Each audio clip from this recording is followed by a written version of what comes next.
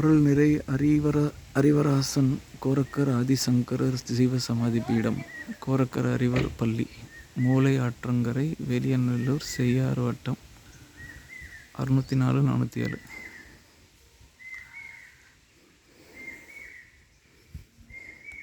இவர் ராயபுரத்தில் பிறந்து இங்கே சமாதியாக இருக்கிறாரு.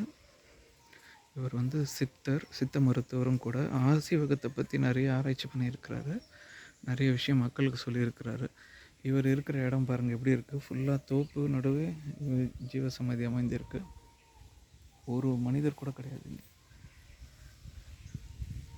வள்ளலார் சொன்னது தனித்திரு பசித்திரு விழித்திரு இல்லைங்களா? ஏன் அப்படி சொல்கிறாங்க அப்படின்னா, அப்போ தான் உங்களுடைய உயிர் ஆற்றலை நீங்கள் உணர முடியும். அதுவரை நம்ம மற்ற வேலையில் தான் நம்ம கவனமாக இருப்போமே தவிர நம்மளுடைய உயிரை ஆற்றலை உணர மாட்டோம்.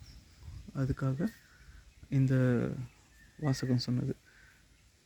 தனித்திரு பசித்திரு விழித்திரு. இப்போ நம்ம தனித்திருக்கும் போது தான் நம்ம உண்மையான ஆற்றலே வெளிப்படும். அதுவும் இந்த மாதிரி ஒரு சித்தருடைய சமாதியில் இருக்கும்போது உங்களுடைய ஆற்றல் பெருகும்.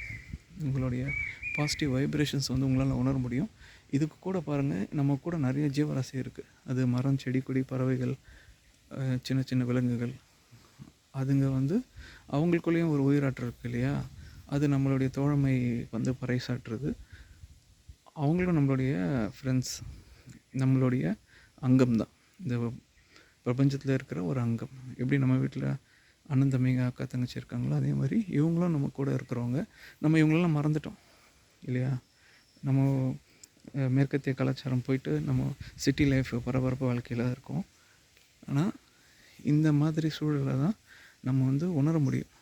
நம்ம யார், நம்ம சக்தி என்ன, நம்ம ஏன் இருக்கோம், நம்ம ஏன் பிறந்தோம், அந்த மாதிரி விஷயங்களை யோசிக்க இது ஒரு வாய்ப்பாக அமையுது.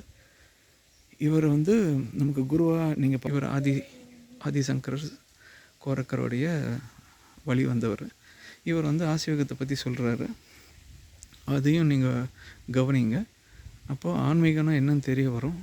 நம்மளுடைய வாழ்க்கைக்கு ஒரு அர்த்தம் புரியும். இடம் பாருங்கள் எப்படி இருக்குன்னு. ஒருத்தரும் கிடையாது. ஃபுல்லாக பறவைகளுடைய சத்தம் கேட்குது. அருமையான இடம், ரம்மியமாக இருக்குது. ஜீரோ பொல்யூஷன், ஃபுல்லாக ஆக்சிஜன் நிறைஞ்சிருக்கு. நமக்கு ஏதாவது நோய் இருந்தால் கூட இங்கே நீங்கிரும். அவ்வளோ மூலிகை செடிகள் இங்கே இருக்குது. வனம் சொல்லப்போனால். ஸோ இந்த மாதிரி நம்ம ஃபேமிலியோடு வரணும்.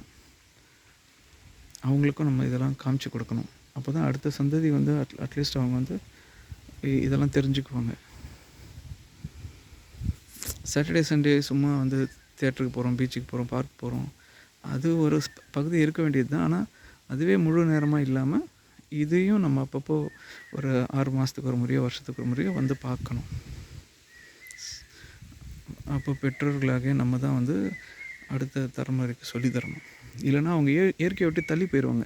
இயற்கையை விட்டு தள்ளி போகிறதால என்ன ஆகுதுன்னா, செயற்கை உணவு, செயற்கை வாழ்க்கை, செயற்கை நடைமுறையில் மாட்டிக்கிட்டு அது கலாச்சாரம் மாறி போய் நம்ம வரலாறையும் விட்டு போய் நோயில் சிக்கிக்கிறாங்க.